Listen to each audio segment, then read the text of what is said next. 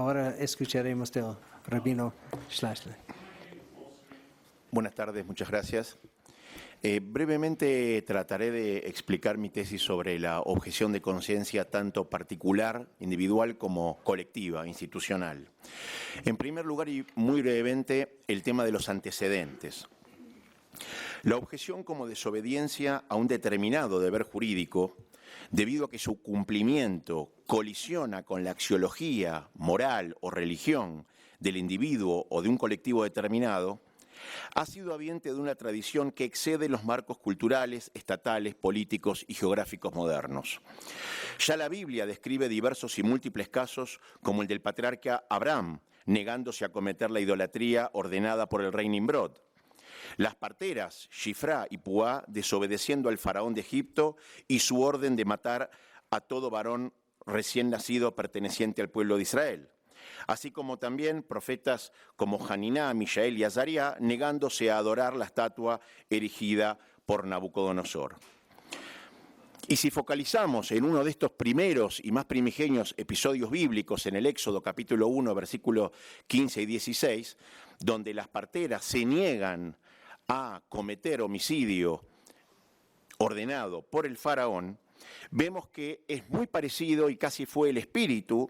por el cual la definición de genocidio acorde al artículo 2 de la Convención para la Prevención y la Sanción del Delito de Genocidio, aprobada en 1948, incluye las medidas destinadas a impedir los nacimientos en el seno de grupos nacionales, étnicos, raciales o religiosos como tales.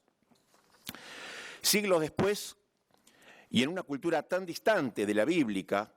se observa a la Antígona de Sófocles, desobedeciendo la orden de Creonte, el tirano de Tebas, quien abandonando insepulto y a merced de las alimañas el cadáver de Polinices, hermano de Antígona y partícipe en la rebelión contra aquel,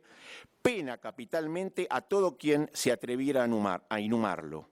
Pero Antígona sepulta, so pena de muerte, a su hermano y al ser acusada responde justamente que los decretos divinos eran más importantes, prioritarios y antecedentes a los decretos del rey.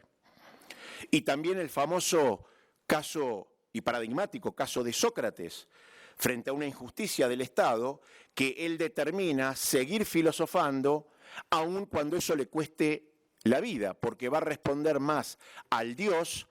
que a la injusticia ordenada por el Estado. Cabe destacar dos aspectos fundamentales de estos tres sucesos de objeción y de desobediencia civil. Uno, que ninguno de ellos procuró el poder político, ni tampoco cambiar un régimen o un gobierno determinado. Tampoco quiso instaurar un nuevo orden jurídico enmarcándose en insurrección, subversión o revolución. Dos, que son estos episodios fundantes. El primero, el caso de Abraham, así como el de las parteras, de la originaria nación y cultura monoteísta más su continuidad. El segundo, como la obra del mayor dramaturgo y literato de la antigüedad. Y el tercero, el de Sócrates, como el padre de la filosofía. Es decir, los tres casos más importantes y diversos de objeción exhortan a combatir la injusticia, algunas veces confrontando y otras en silencio, resumido por el famoso poeta Ralph Waldo Emerson, al decir que los buenos hombres no deben obedecer las leyes demasiado bien. Huelga mencionar que los casos tales como, por ejemplo, el de Tomás Moro, frente al rey Enrique VIII, así como objeciones militares modernas, etcétera, etcétera. Entonces, si vamos a distinguir autoridad y poder, deber y obligación, esta distinción primigenia ya bíblica entre la ley divina como autoridad y la ley estatal como poder de una sociedad que produce para sí un mecanismo gubernamental como marco existencial conforme a sus principios, es lo que justamente evita todo despotismo, limitando la natural tendencia totalitaria al poder que tiene cualquier Estado. Esto es, la autoridad como valor que imprime un deber demandando al hombre, incluye y restringe el poder como instrumento que impone una obligación satisfaciendo al hombre. En otras palabras, la obligación para con el Estado no es absoluta y por ello objetable, apelable, siendo el Estado un instrumento en función del deber y aún en democracia cuando obliga contra el deber impuesto, en este caso por los preceptos bíblicos y su desarrollo legal, dado que ésta tiene significado axiológico y no instrumental. De lo contrario, si la mera legalidad estatal implicase una obediencia absoluta, deviniendo este instrumento que es el Estado, algo erigido por la sociedad para sí, deviniendo en significado de la propia sociedad, se obtiene nada más y nada menos que el fascismo. De hecho, ese fue el argumento de Adolf Eichmann en defensa de sus crímenes contra la humanidad, cuando expresó que él simplemente fue un ciudadano obediente de la ley legítimamente sancionada, haciendo del Estado el valor y el deber supremo, sin poder objetar ni dudar en el cumplimiento de su ley. De esta forma, el discurso y la cultura bíblica, religiosa, tiene hoy el significado más importante porque manifiesta de facto y cotidianamente la constante tensión entre la coerción y aceptación, más la permanente vigilia entre finalidad e instrumento, autoridad y poder, deber y obligación, valor y ley, limitando el absolutismo, evitando consagrar lo profano y fortaleciendo las libertades colectivas e individuales.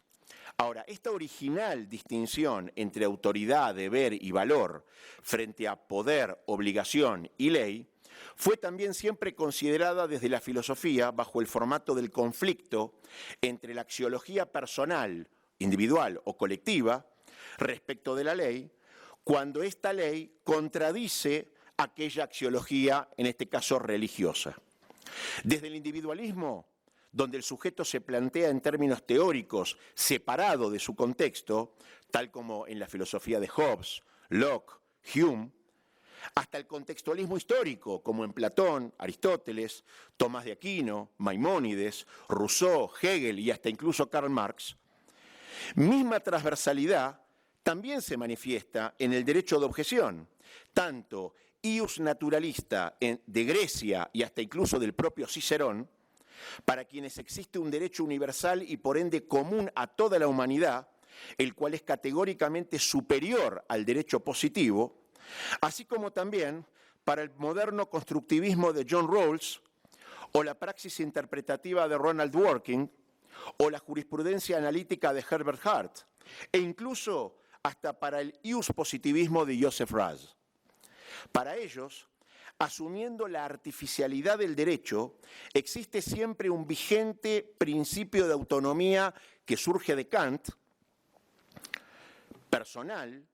una esfera íntima cuyo ejercicio y protección contra la interferencia de la autoridad pública le otorga la libertad de incumplir ese mandato jurídico. Luego, la ley debe concebirse de forma tal que los derechos fundamentales de los sujetos estén siempre garantizados y así lograr eficacia en el derecho, la cual radica en que sus reglas deben ser aceptadas y cuya única posibilidad es la congruencia moral de la ley con la moral del pueblo donde se dictamina. Y en este caso tenemos en la actualidad en la Argentina un proyecto de ley reiterado para legalizar el aborto a demanda, el cual en uno de sus artículos, explícitamente en su artículo 15, en el título 2, dice lo siguiente: la objeción puede ser revocada y no existe la objeción de conciencia institucional e ideario. Es decir, se pretende revocar la objeción personal del médico para practicar el aborto y, por supuesto, da por absolutamente ilegal la objeción institucional. Por ejemplo, la objeción de un hospital para no practicar abortos. En Argentina hay hospitales que pertenecen justamente a la Iglesia Católica. Ahora bien, este artículo, esta avanzada en Argentina contra estos derechos fundamentales, constituyen justamente una contradictio in terminis, y tampoco brinda aquella necesaria y seria justificación para la legalización de la matanza de un ser humano dentro de otro, habiendo otras alternativas menos extremas para lidiar con la problemática de la mortandad materna por abortos clandestinos y los embarazos no deseados, aunque con relación sexual consentida, cuestión fuera del foco de esta discusión. Ahora, el prohibir explícitamente la objeción institucional o de ideario, en aquel mismo artículo, lo que hace es negar la conciencia de una institución, no la predicable del hombre por su humanidad, sino por su propia autonomía, como parte de sus derechos fundamentales a tener un ideario propio, una ética institucional. En este sentido, resulta muy fácil entender que, obviamente, no se puede prohibir la objeción individual, personal, y también hay que legislar la objeción institucional, por cuanto la objeción de la persona jurídica, más allá de la persona física, son respecto de los derechos extrapatrimoniales de las personas jurídicas que ostentan algunos atributos inherentes a la personalidad jurídica, como el honor, ejerciendo los derechos subjetivos objeto de aquellos atributos. Y así, de hecho, lo indica el propio Código Penal de la Argentina, donde las personas físicas como jurídicas resultan que tienen derecho a defender su honor, su buen nombre, es decir, todo lo que son los derechos extrapatrimoniales. Por eso, imponer obligaciones de prestar servicios a personas o instituciones so pena de sanciones penales, transgrediendo la axiología de los profesionales, en este caso médicos o enfermeros, o la ética institucional, violenta los derechos fundamentales reconocidos hasta por la propia Constitución Nacional en Argentina, pudiendo llegar a vedarle el ejercicio de su profesión en razón de sus convicciones, y esto resulta inconcebible en una predicada democracia y en términos de la doctrina de Rawls, practicando un pluralismo razonable. Conclusión. Es por ello que, para minimizar la desobediencia y maximizar la eficacia en el derecho, todo proyecto de ley debiera en primera instancia aprobar el filtro básico del principio de razonabilidad constituido en 3 puntos. El primero es el principio de idoneidad, el cual valora si el fin perseguido es legítimo, considerando luego si el medio propuesto es adecuado fáctica y jurídicamente. El segundo punto es que tiene que aprobar el principio de necesidad, valorando si la medida determinada es la menos restringente de toda otra igualmente eficaz para lograr dicha finalidad. Y el tercero y último es el principio que debería aprobar, es el de proporcionalidad, valorando si las demandas generadas en los ciudadanos por dicha ley guardan una admisible relación respecto de los beneficios de su aplicación para el bien común. Esto resuelve la confusión respecto de la carga justificativa, donde es la persona la que tiene que salir a justificar su objeción, y en realidad es al revés. Es el Estado que tiene que salir a justificar que esa ley no interfiere con la axiología del pueblo donde se la sanciona. Y así, la obligación como desobediencia no debe tolerarse contra legem,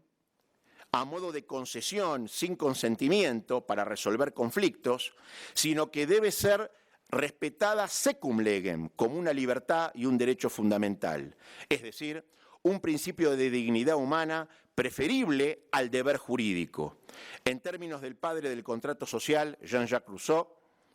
cuando dice: renunciar a la propia libertad es renunciar a la cualidad del hombre, a los derechos de la humanidad, incluso a sus deberes. Por ello, denegar hoy el ejercicio del derecho a la objeción personal e institucional, tanto por omisión como por acción, lesiona un derecho fundamental y vulnera las libertades individuales y colectivas, más también el no ser discriminado por religión o por moral alguna. Muchísimas gracias.